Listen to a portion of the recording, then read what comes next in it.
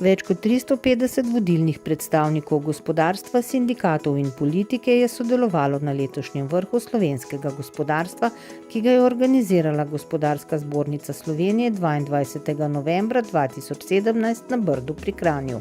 Uvodoma je udeležence nagovoril predsednik Vlade Republike Slovenije dr. Miro Cerar, v nadaljevanju pa so razprave o predlogih za razvojno partnerstvo treh generacij 2018 do 2025 potekale v okviru treh tematskih sklopov: mladi, aktivni in starejši.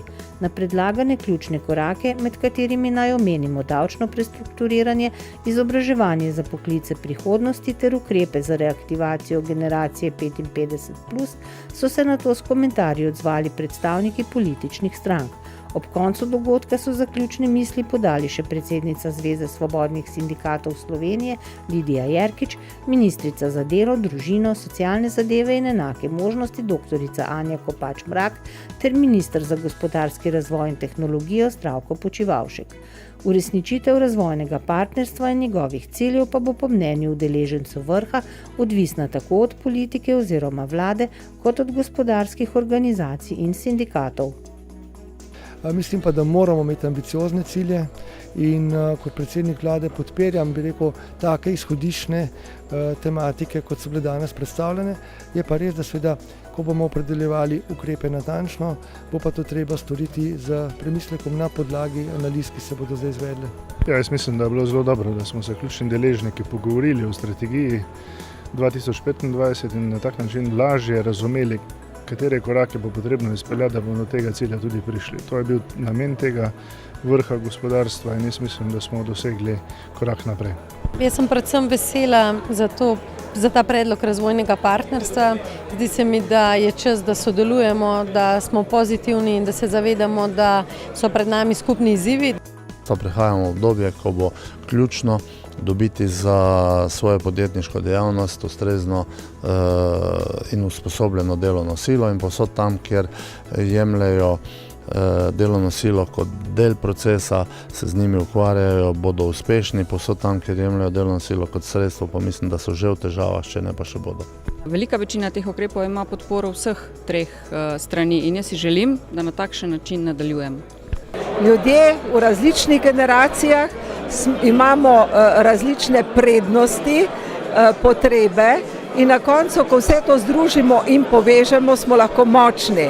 Seveda pa vedno znova moramo sprejemati nove ukrepe, potrebujemo nova znanja in na vse to mora odgovarjati gospodarstvo, pa tudi politika z ustreznimi ukrepi in zakoni.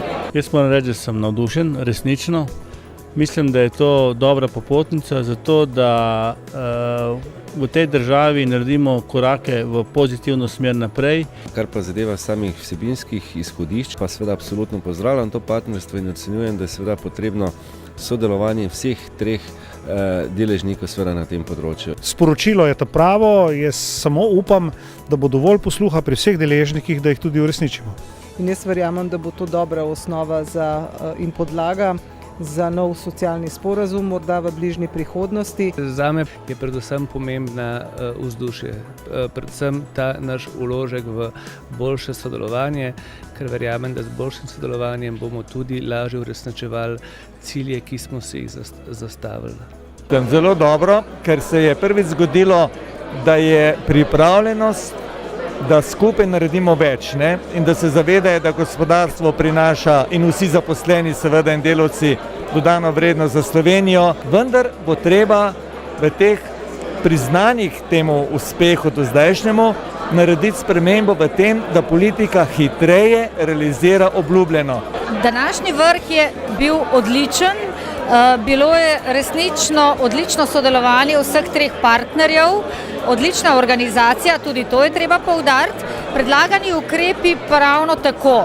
Jaz moram povedati, da je bil današnji vrh gospodarstva izjemno zanimiv in bom rekla, zelo nas je vse tiste udeležence spodbudil k aktivnemu razmišljanju, kar mislim, da je tudi prispevalo k uspešnosti današnjega vrha.